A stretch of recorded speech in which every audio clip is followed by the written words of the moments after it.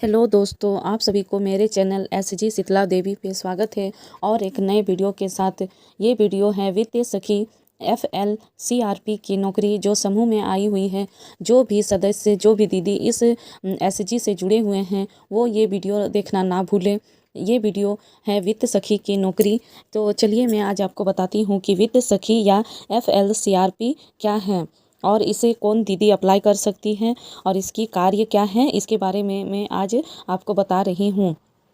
तो चलिए मैं बताती हूँ वित्त सखी जो है उनके क्या कार्य हैं और ये कैसे अपना काम करती हैं, और जो भी दीदी इसके लिए अप्लाई करना चाहती हैं उसके क्या उनकी योग्यता होनी चाहिए, प्रशिक्षण होनी चाहिए, ये सभी के बारे में मैं बता रही हूँ।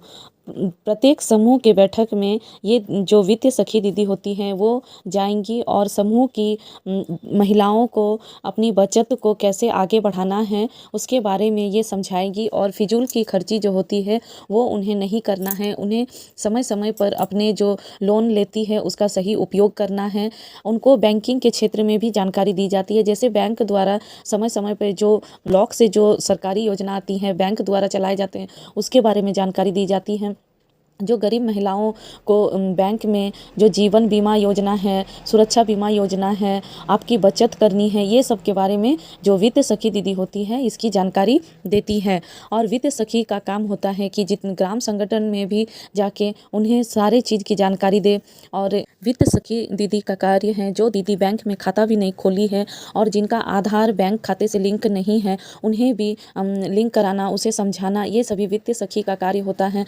वित्त सखी दीदी जो है समूह की महिलाओं को समय समय पर आके उन्हें जो है आजीविका बढ़ाने के लिए, उन्हें कैसे फिजूल खर्ची से बचने के लिए जो तरीके होते हैं वे सभी समझाते हैं। और कम पैसे में ही आपको किस तरह आप बकरी पालन, पशुपालन और मुर्गी पालन ये सभी करके आप अपना जो रोजगार आगे बढ़ा सकते हैं, ये सभी के बारे में जानकारी देती हैं। और वित्त सखी दीदी का जो योगदान है ये यही काम होता है, उन्हें महीने में ज़्यादा से ज़्यादा 10 दिन तक ही उनकी जो होती है समूह के महिलाओं के लिए जाके उन्हें समझाने का काम होता है। और उनको कितने मानदेय मिलता है अभी तो ये मैं नहीं बता सकती दोस्तों, क्योंकि अभी इनके बारे में मेरे समूह में किसी भी तरह की जानकारी नहीं दी गई है।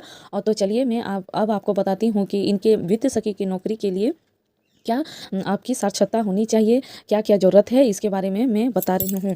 तो वित्तीय सखी की नौकरी के लिए आपको जो है कौन दीदी अप्लाई कर सकती हैं, वे दीदी जो एसजी से जुड़ी हुई हैं वही दीदी वित्त सखी के लिए अप्लाई कर। वित्त सखी के लिए पात्रता मापदंड क्या है, चलिए उसके लिए मैं बताती हूँ। और वित्त सखी नियुक्ति की पात्रता निम्न प्रकार से होती है, उसे मैं भी बताती हूँ। वित्त सखियों के लिए पात्रता मापदंड है, वित्त सखी का चयन स्वयं सहायता समूहों के ऐसे सदस्य जिनका बैंकिंग क्षेत्र एवं उद्यम का अच्छा अनुभव एवं ज्ञान हो अथवा मौजूदा प्रशिक्षक cadre FLCRP VO MCP training आजीविका प्रशिक्षक जिनका अपने कार्य क्षेत्र में या समूह में 2 वर्ष का अनुभव हो पात्र, उन्हीं को ये जो पात्रता मापदंड उन्हीं का है। वित्त सखी नियुक्ति की पात्रता निम्न प्रकार से होती है। वित्त सखी को जो है किस प्रकार से उनकी चयन के लिए जो उनकी योग्यता है वो होनी चाहिए। वित्त सखी स्वयं सहायता समूह की सदस्य होनी चाहिए। आवेदक ने कम से कम मैट्रिक परीक्षा उत्तीर्ण की हो। अच्छी शैक्षणिक योग्यता वाले, खासकर वाणिज्य कॉमर्स से डिग्री वाले आवेदकों का आवेदन चयन किया ही जाएगा। बैंकिंग क्षेत्र एवं वित्तीय विषय की जानकारी हो। आवेदक स्मार्टफोन चलाने में उपयोग हो सक्षम हो। आवेदक शुद्ध हिंदी लिखने में सक्षम हो। आवेदक को गणित विषय की अच्छी पकड़ हो। तो ये सब तो वही दीदी वित्त सखी के लिए आवेदक कर सकती हैं।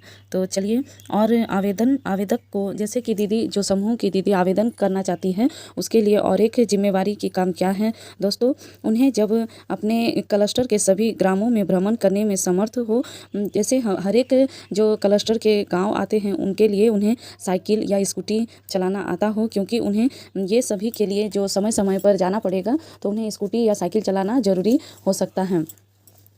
और उन्हें परिवार की तरफ से किसी भी तरह की पाबंदी ना हो, क्योंकि उनको ट्रेनिंग भी दिया जाता है जो आपको राज्य स्तर या जिला स्तर पर कहीं भी हो सकता है, इसलिए उन पर किसी भी तरह की परिवार की तरफ से पाबंदी ना हो। ये सभी उनके ऊपर योगदान होनी चाहिए, तभी वो वित्त सखी के लिए अपना आवेदन कर सकते हैं।